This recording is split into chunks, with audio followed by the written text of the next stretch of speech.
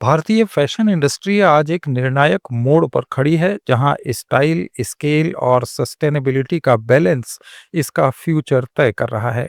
आज कॉरपोरेट दुनिया में हम इसी विषय पर बात करने जा रहे हैं कि ग्लोबल क्लाइमेट कमिटमेंट्स और बदलती कंज्यूमर प्रायोरिटीज के बीच भारत का टेक्सटाइल और फैशन सेक्टर कैसे तेजी से ग्रीन ट्रांजिशन की ओर बढ़ रहा है। इंडियन फैशन इंडस्ट्री में इन दिनों सस्टेनेबिलिटी का बूम चरम पर है। COP30 के बाद जो बेलेम ब्राजील में नवंबर में संपन्न हुआ, वैश्विक जलवायु प्रतिबद्धताओं ने भारत की टेक्सटाइल और फैशन सेक्टर को नई दिशा दी है। इस सम्मेलन में एडॉप्शन फंड को ट्रिपल करने, जस्ट ट्रांजिशन मैकेनिज्म और ग्लोबल इम्प्लीमेंटेशन एक्सेलरेटर जैसे फैसलों ने भारत जैसे विकासशील देशों के लिए सस्टेनेबल प्रैक्टिस को अपनाने की मजबूरी बढ़ा दी है। भारत ने इन फैसलों का स्वागत किया क्योंकि ये इक्विटी और क्लाइमेट जस्टिस के सिद्धांतों पर आधारित हैं। पोस्ट COP30 दौर में भारत की टेक्सटाइल इंडस्ट्री अब traceable, low risk fibre sources पर फोकस कर रही है, ताकि ग्लोबल ब्रांड्स के लिए एक भरोसेमंद सस्टेनेबल मैन्युफैक्चरिंग हब बन सके। फैशन इंडस्ट्री से ग्लोबल कार्बन एमिशन का लगभग 10% होता है और दुनिया में पानी का ये दूसरा सबसे बड़ा इस्तेमाल करने वाला सेक्टर है। भारत में ये सेक्टर 4.5 करोड़ से ज्यादा लोगों को रोजगार भी देता है, लेकिन तेज फैशन के कारण पर्यावरण को होने वाला नुकसान भी काफी ज्यादा है। COP30 के बाद इंडियन ब्रांड्स ग्रीन ट्रांसफॉर्मेशन की ओर बढ़ रहे हैं। सरकारी पहल जैसे PM Mitra park scheme, tex eco initiative और प्रोजेक्ट श्योर ने सस्टेनेबल रॉ मटेरियल्स और सर्कुलर इकोनॉमी को बढ़ावा दिया है। प्रोजेक्ट श्योर में 30 प्रमुख फैशन कंपनियों ने 2025 तक सस्टेनेबल रॉ मटेरियल्स का बड़ा हिस्सा इस्तेमाल करने का वादा किया था और अब ये ट्रेंड और मजबूत हो रहा है। भारतीय सस्टेनेबल फैशन मार्केट में जबरदस्त ग्रोथ भी नजर आ रही है। 2024 में ये मार्केट लगभग 2450 करोड़ रुपए था, जिसके 2033 तक करीब 14,400 करोड़ रुपए तक पहुंचने की उम्मीद है। ग्लोबल सस्टेनेबल फैशन मार्केट 2024 में लगभग 9 से 10 बिलियन डॉलर, यानी करीब 81,000 से 90,000 करोड़ रुपए के आसपास था। 2032 तक ये 20 से 25 मिलियन डॉलर, यानी करीब 1.8 से 2.25 लाख करोड़ रुपए तक पहुंच सकता है। भारत में ऑर्गेनिक कॉटन का उत्पादन ग्लोबल स्तर पर 51% है और देश ग्लोबल ऑर्गेनिक कॉटन का 35% योगदान देता है। हैंडलूम सेक्टर 35 लाख लोगों को रोजगार दे रहा है, जिनमें 72% महिलाएं हैं। इस बूम में इंडियन ब्रांड्स जैसे फैब इंडिया आगे है। Fabindia natural fabrics, organic cotton, hand woven textile और आर्टिजन पार्टनरशिप पर फोकस करता है। ये ब्रांड एथिकल प्रोडक्शन और ट्रेडिशनल क्राफ्ट्स को भी प्रमोट करता है, जिससे ग्रामीण आजीविका मजबूत होती है। फैब इंडिया का मॉडल स्लो फैशन का है, जहां प्रोडक्ट्स की क्वालिटी और सस्टेनेबिलिटी पर जोर है। इसके उलट ग्लोबल फास्ट फैशन ब्रांड जैसे जारा, इंडिटेक्स ने सस्टेनेबिलिटी को अपनाने की कोशिश की है। जारा ने 2019 में घोषणा की थी कि 2025 तक उसके सभी कॉटन, लिनन और पॉलिएस्टर ऑर्गेनिक, सस्टेनेबल या रिसाइकल्ड होंगे। इंडिटेक्स 2030 तक 100% रेस्पॉन्सिबल सोर्सेज से रॉ मटेरियल लेने का लक्ष्य रखता है, जिसमें 25% ऑर्गेनिक या रीजनरेटिव फार्मिंग से आएंगे।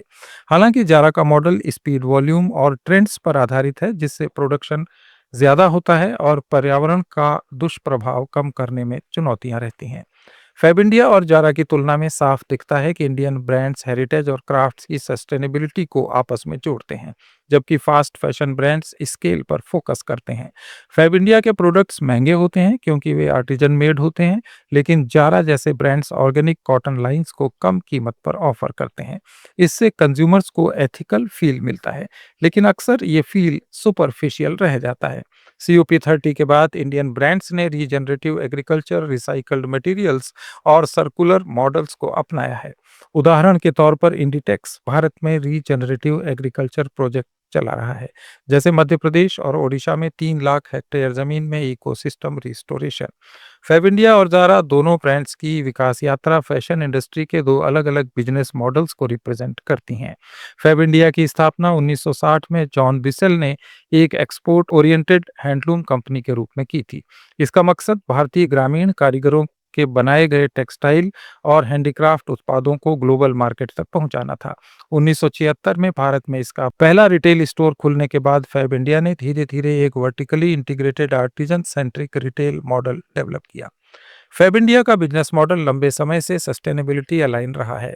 Organic cotton, natural fibres, hand woven textile और ट्रेडिशनल क्राफ्ट्स इसके प्रोडक्ट पोर्टफोलियो का बेस है। कंपनी ने प्रोड्यूसर कम्युनिटीज को इक्विटी पार्टनर बनाकर रूरल एम्प्लॉयमेंट, स्किल प्रिजर्वेशन और सप्लाई चेन ट्रेसेबिलिटी को मजबूत किया है।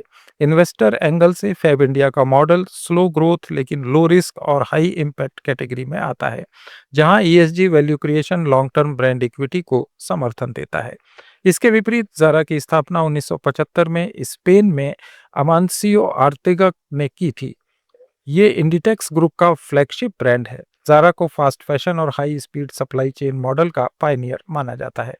हालांकि इस मॉडल से जुड़े एनवायरनमेंटल और सोशल रिस्क के कारण इंडिटेक्स ने पिछले दशक में सस्टेनेबिलिटी को एक स्ट्रेटेजिक ट्रांसफॉर्मेशन एजेंडा के रूप में अपनाया है। Responsible raw material sources, recycled और लो इम्पैक्ट फाइबर्स और क्लाइमेट न्यूट्रल लक्ष्यों को इंडिटेक्स की लॉन्ग टर्म ग्रोथ स्ट्रेटेजी से जोड़ा गया है।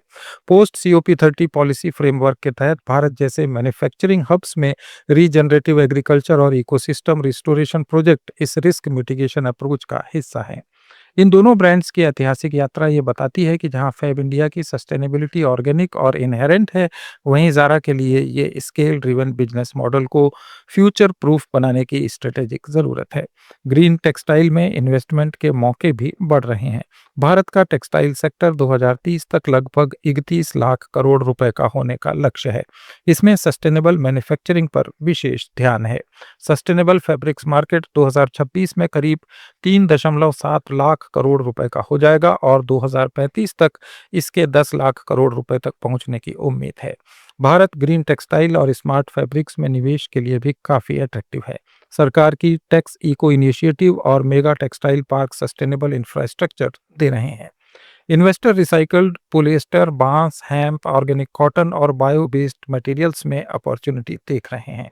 स्टार्टअप्स और ब्रांड्स जैसे डूटलेस, द समर हाउस और B level India sustainable product से मार्केट कैप्चर कर रहे हैं। कंज्यूमर्स की डिमांड भी बदल रही है।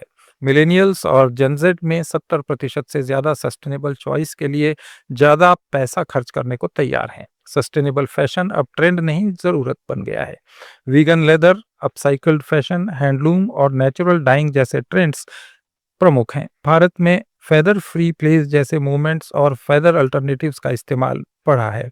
कुल मिलाकर COP30 ने इंडियन फैशन को ग्रीन रोड पर ला खड़ा किया है।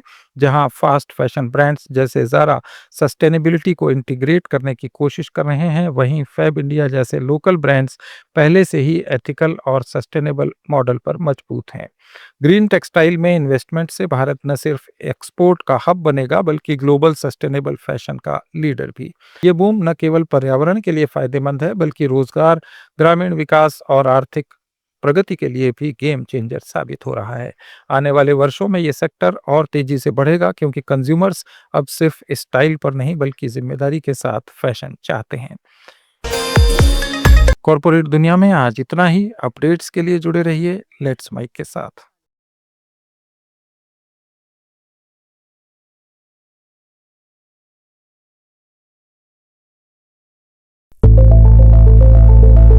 It's time for news. It's time for more than radio.